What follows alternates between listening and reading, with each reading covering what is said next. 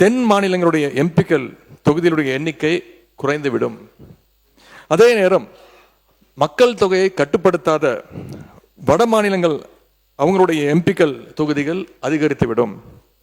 எனவே தொகுதி மறுவரை திட்டத்தை, இந்த டீலிமிட்டேஷன் ப்ராசஸை அடுத்த 25 ஆண்டுகளுக்கு நடத்தக்கூடாது, நிறுத்தி வைக்க வேண்டும். 1971 சென்சஸின் படியே மக்களவை தொகுதிகள் தொடர வேண்டும் அப்படின்னு அந்த பிரசன்டேஷன்ல நான் தான் விளக்கி கூறினேன். அதுவே அந்த ஜாயிண்ட் ஆக்ஷன் கமிட்டி கூட்டத்தில் முக்கிய முடிவாக எடுக்கப்பட்டது. இதை அடுத்து அந்த கூட்டத்தில் எடுக்கப்பட்ட முடிவை எங்களுடைய தலைவர் அவர்கள், அப்போதைய முதலமைச்சர் அவர்கள், மார்ச் 24 இதே சட்டமன்றத்தில் விளக்கி கூறினார்கள்.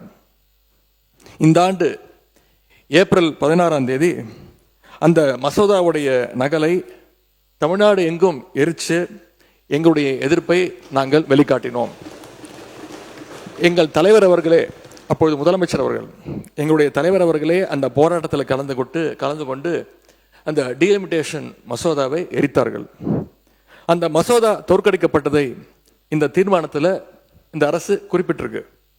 அந்த மசோதாவுக்கு நாங்கள் திராவிட முன்னேற்ற கழகம் காட்டிய எதிர்ப்பு தான் அந்த மசோதா பாராளுமன்றத்தில் தோற்கடிக்கப்பட்டதற்கான காரணம்.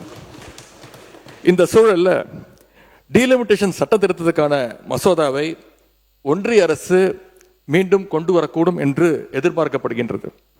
இதில் முக்கியமான விஷயம் என்ன அப்படின்னா, 1971 2026 வரை ஃப்ரீஸ் செய்யப்பட்டு இருக்கக்கூடிய அந்த டீலிமிட்டேஷன் எக்ஸசைஸை மேலும் 25 ஆண்டுகளுக்கு நீட்டிக்க வேண்டும். அதற்கான புதிய சட்ட திருத்தம் இந்த ஆண்டு வரலன்னா 2027 மக்கள் தொகை அடிப்படையில் எம்பிக்கள் தொகுதிகள் நிர்ணயம் செய்யப்படுவதற்கான வாய்ப்பு ஏற்பட்டுவிடும். அப்படி செய்யறதுக்கான அதிகாரத்தை அரசியல் அமைப்பு வழங்கியிருக்குன்னு சட்ட வல்லுநர்கள் தொடர்ந்து கூறி வருகிறார்கள். திராவிட முன்னேற்ற கழகத்தை பொறுத்த வரைக்கும் 33% மகளிர் இடஒதுக்கீட்டை நாங்கள் முழுமையாக ஆதரிக்கின்றோம், வரவேற்கின்றோம்.